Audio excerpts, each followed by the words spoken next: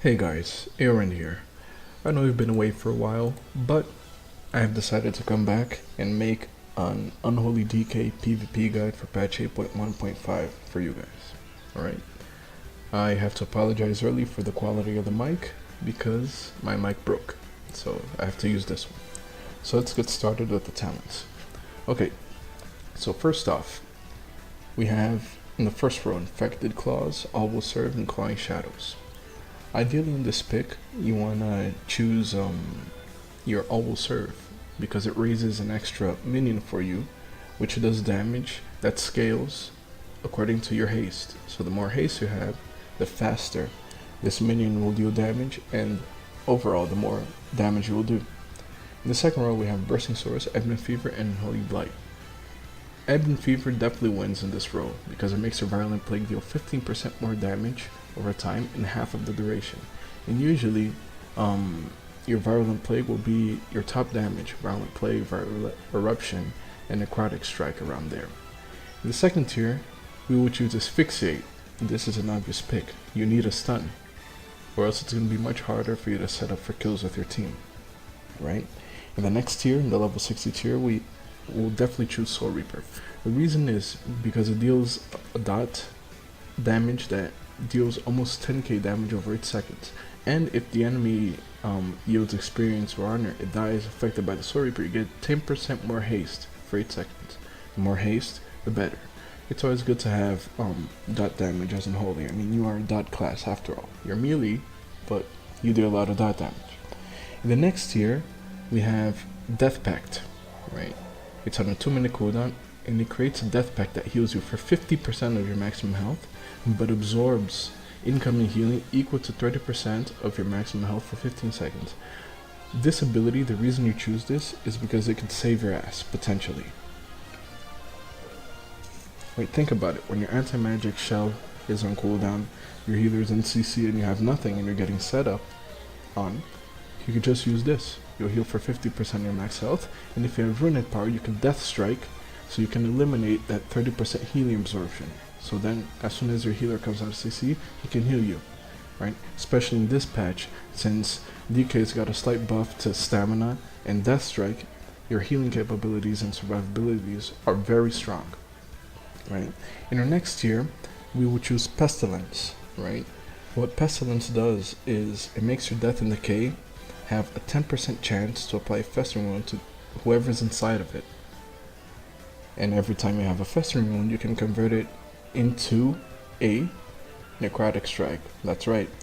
And this is very important. The reason is because when you read your Death and Decay ability, it says corrupts the target ground, causing 4k shadow damage over 10 seconds to the targets of the area.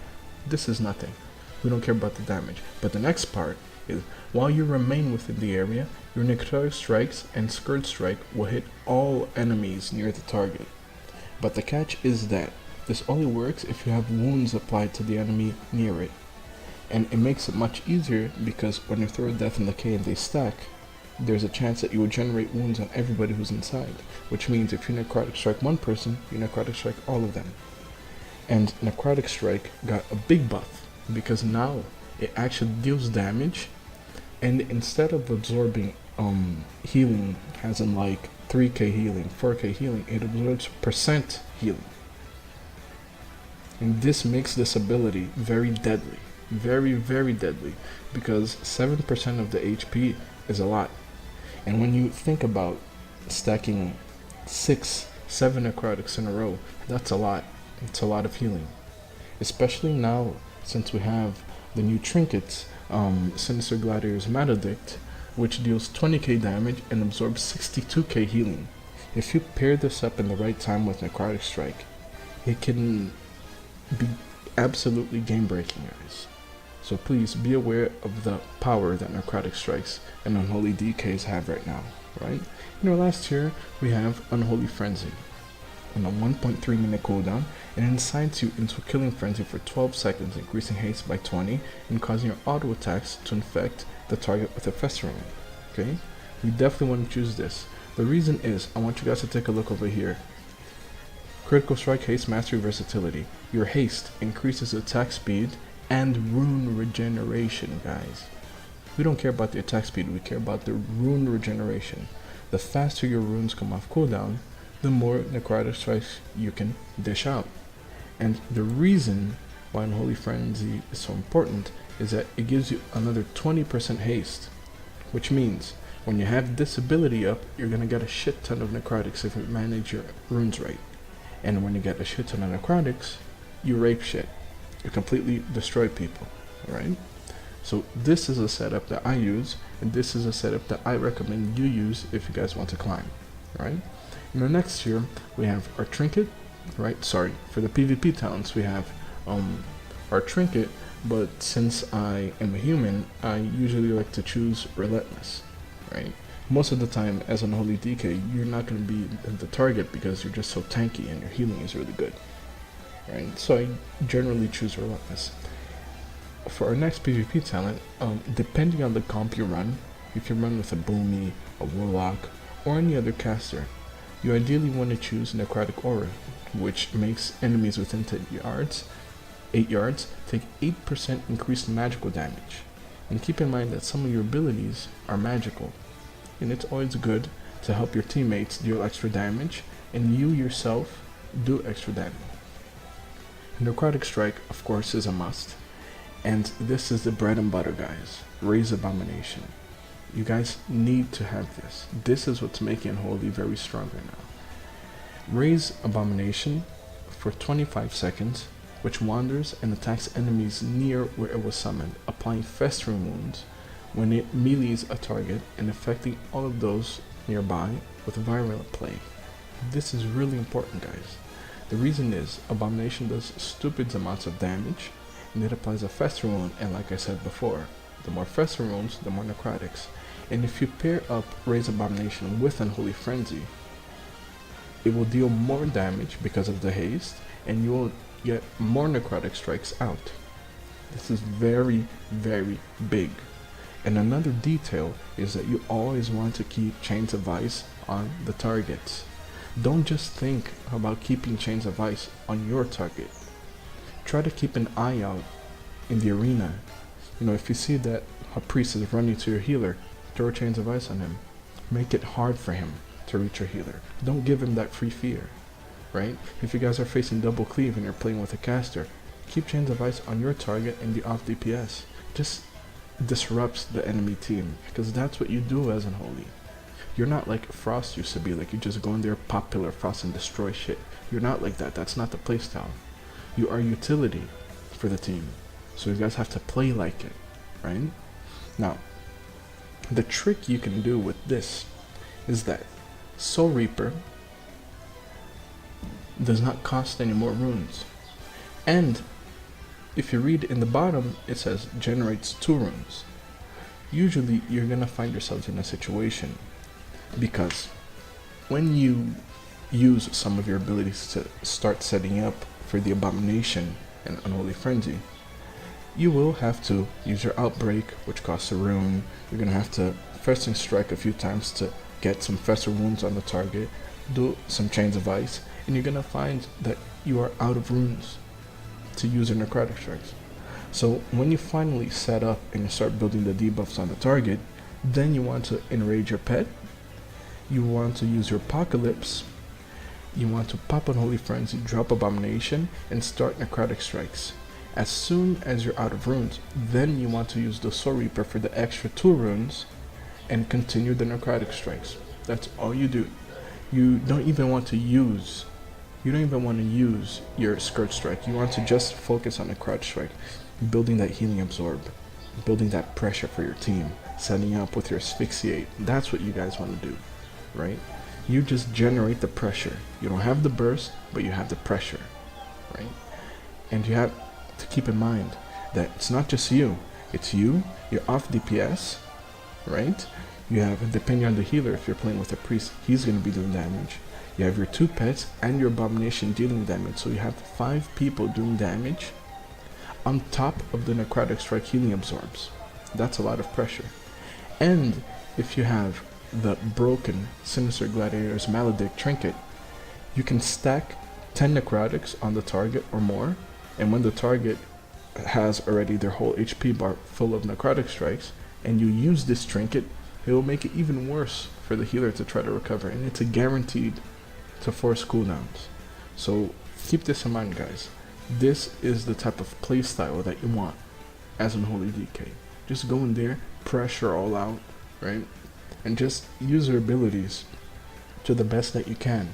You know, be wise with your runes. You know, if you're getting hit, keep chains of ice, start kiting around, generating runes, and then go back. You know, don't overextend, because you don't want your team to use unnecessary cooldowns. So when you really do need it, you won't have the cooldowns up, and it will make you an easy target. Play safe, play aware.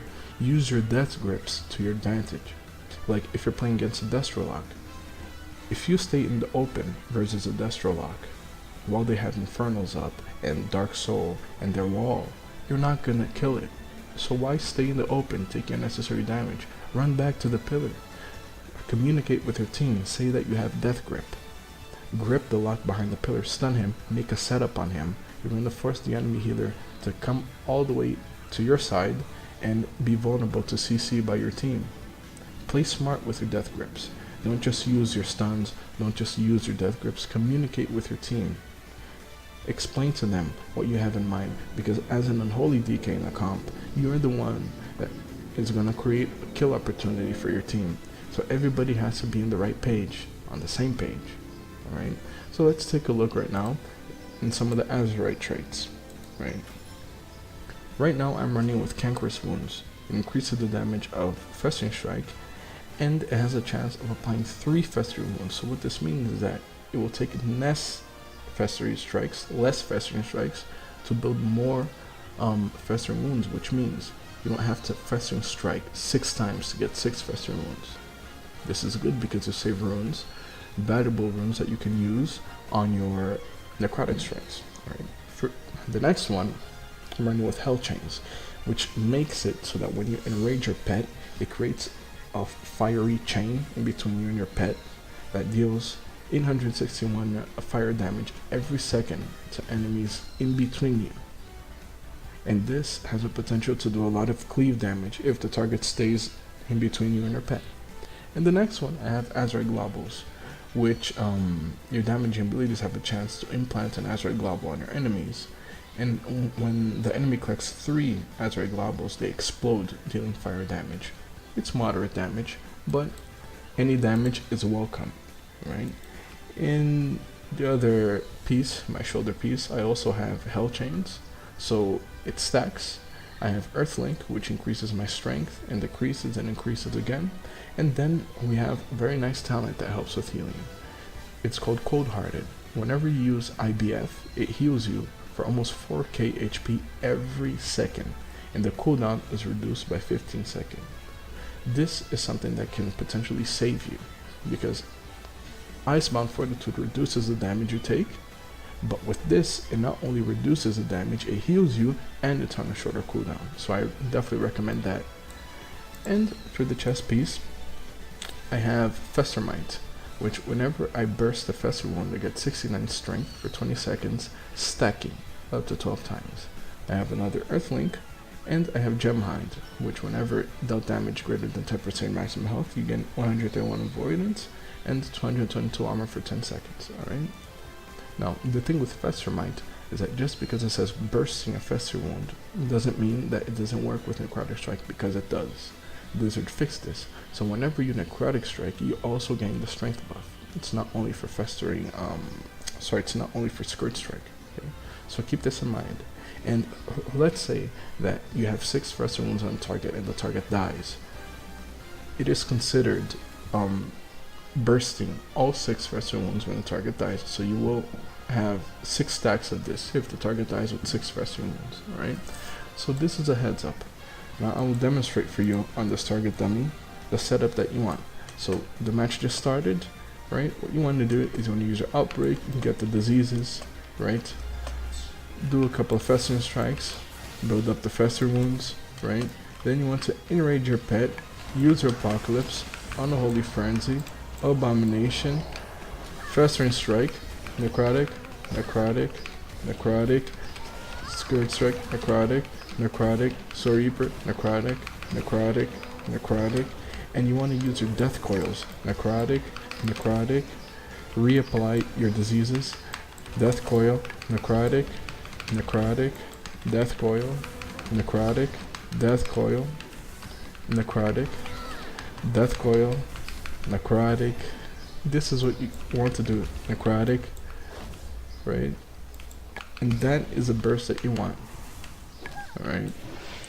And ideally, look at that, absorbs the next 222,000 healing received by the target. And that is a lot of pressure, especially if you use your Gladiator's Trinket, which absorbs the next 62k. So if you do this setup right, that's 3 HP bars full of absorb.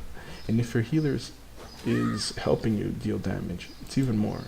And if the enemy healer is in CC during this, he's going to come out of the CC using cooldowns, because there's no way he can heal 3 HP bars of healing absorb in one usage of healing.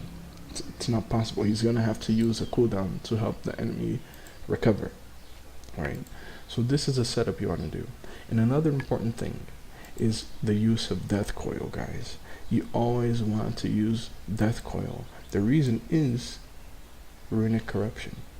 Each runic power you spend has a 1.4% chance to increase your rune regeneration rate by 100% for 3 seconds. This means that whenever Death Coil, you have a chance to make your runes come back faster. And when your runes come back faster, you can necrotic strike even more. Alright? This was just a quick guide.